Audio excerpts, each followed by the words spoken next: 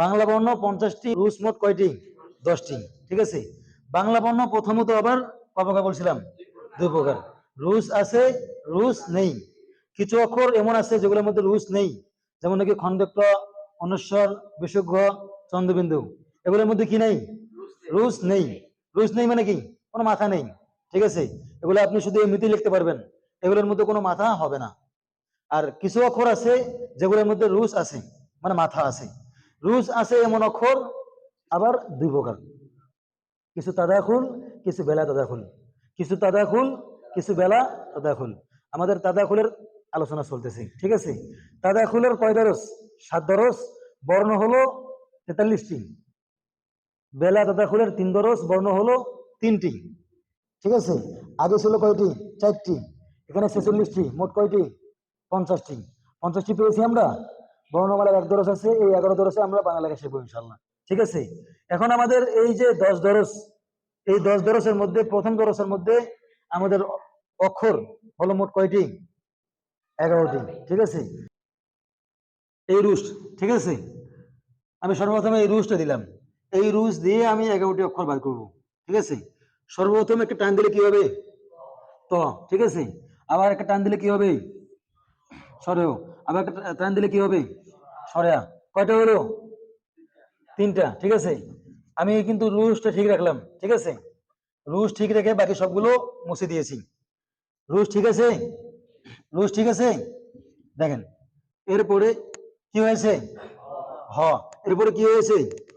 রস্যই। আমার কিন্তু রুশ ঠিক আছে। ঠিক আছে,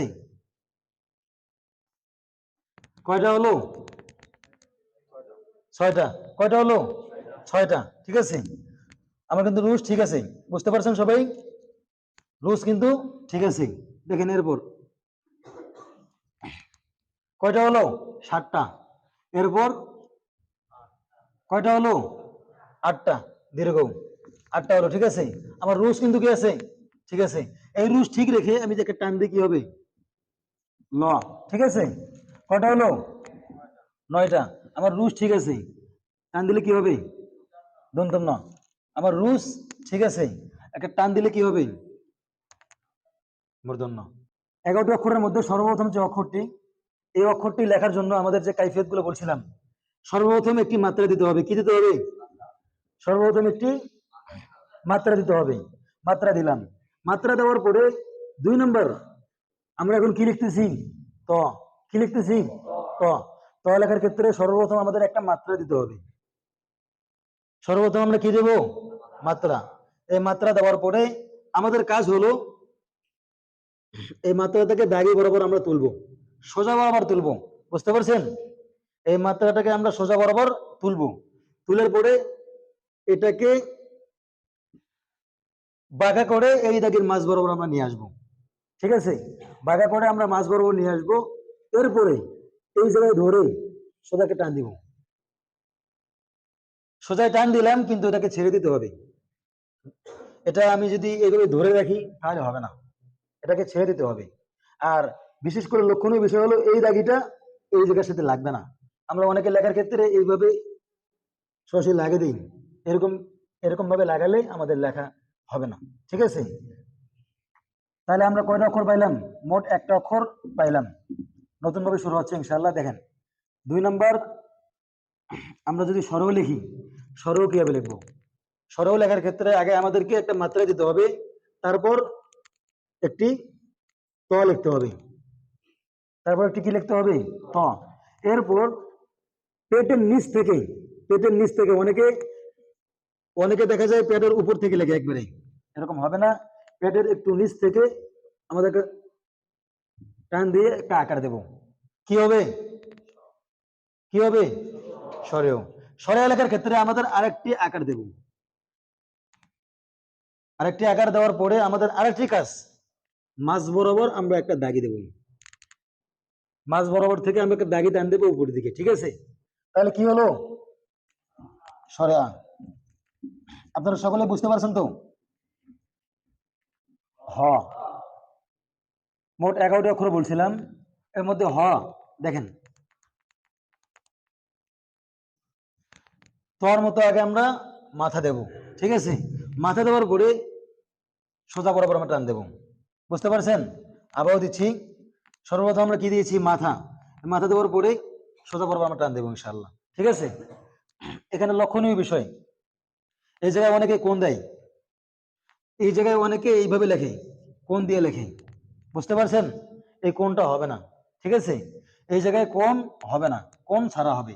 আর লক্ষণীয় আরেকটা বিষয় হলো, এই দাগিটা এই দিকের বরাবর হবে। এরকম যদি এদিক সেদিক হয়, ঠিক আছে, এই দাগের তুলনায় এই দাগিটা যদি এদিকে যায় তাহলে হবে না, এক বরাবর হবে। আমার এখানে দুইটা এক বরাবর হয়েছে না? আমার এখানে এক বরাবর হয়েছে না? এক বরাবর হয়েছে। তাহলে মোট কয়টি অক্ষর হলো? 4টি। এরপরে একটি আকার দিলে কি হবে? রস্যই। মোট কয়টি হলো? 5টি অক্ষর, ঠিক আছে?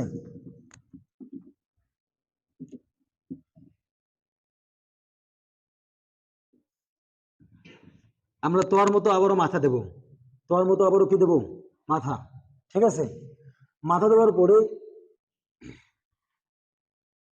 একটু গোল করে আমরা উপর দিকে, সামান্য একটু উপর দিকে টানবো, ইনশাআল্লাহ পারবো তো? তোর মতো আমরা মাথা দিয়েছি, দেওয়ার পরে সামান্য একটু গোল করে টানবো ইনশাআল্লাহ, ঠিক আছে? তারপর এই গোল বাসটা এদিকে নিয়ে এসে নিচের দিকে দেবো, তাহলে কি হবে ভাই? দীর্ঘই। আমরা সকলে লিখতে পারবো তো? সকলে পারবো তো ইনশাআল্লাহ? দেখেন, আমাদের ও লেখার ক্ষেত্রে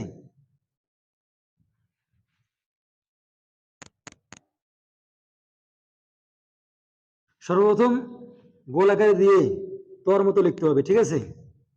তোর মতো লিখতে হবে। এরপর এই জায়গা থেকে ডাইরেক্ট উপরে তুলতে হবে। কি হবে এটা? ও। এই ওর মধ্যে যদি আমরা একটা আকার দিই তাহলে কি হয়? এই আকারটা দেওয়ার ক্ষেত্রে অনেকে আমরা এই আকারটা এই জায়গায় দিই, হবে না। এই আকারটা বরাবর এই দ্বিতীয়টার শুরুতে লাগবে, বুঝতে পারছেন? আকারটা কোন জায়গায় লাগবে? দ্বিতীয়টার শুরুতে, বুঝতে পারছেন সবাই? সর্বপ্রথম একটা নোক্তা দেব গোল করে, এই নোক্তার মধ্যে আবার ফাঁকা হবে না। অনেকে এই নোক্তার মধ্যে ফাঁকা দেয় কিন্তু, বুঝতে পারছেন? এই নোক্তার মধ্যে কি হবে না? ফাঁকা হবে না।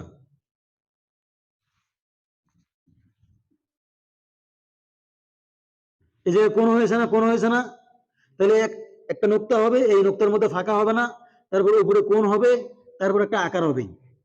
কি হয়েছে এটা? দন্তন্য। দন্তন্য। সকলে বুঝতে পেরেছেন? দেখেন, আবারও দেখেন। এরপরে ল লেখার ক্ষেত্রে আমাদের আগে দন্তন্যর প্রথমটা দিতে হবে, ঠিক আছে? এরপর এখানে কিন্তু কোণ হয়েছে, এরপর আবার ওই জায়গায় কোণ হবে। সকলে বুঝতে পেরেছেন? এই জায়গার মধ্যে এই যে দাগিটা দুইটা এক বরাবর হবে। অনেক সময় এটা নিচেও আসতে পারে, তবে এই দুই দাগের তুলনায় এই দাগিটা নিচু হবে। এই দুই দাগের তুলনায় এই দাগিটা কি হবে? নিচু হবে। বুঝতে পারছেন সবাই? আমরা সবাই লিখতে পারবো তো ইনশাআল্লাহ? এরপর আরেকটি অক্ষর হলো,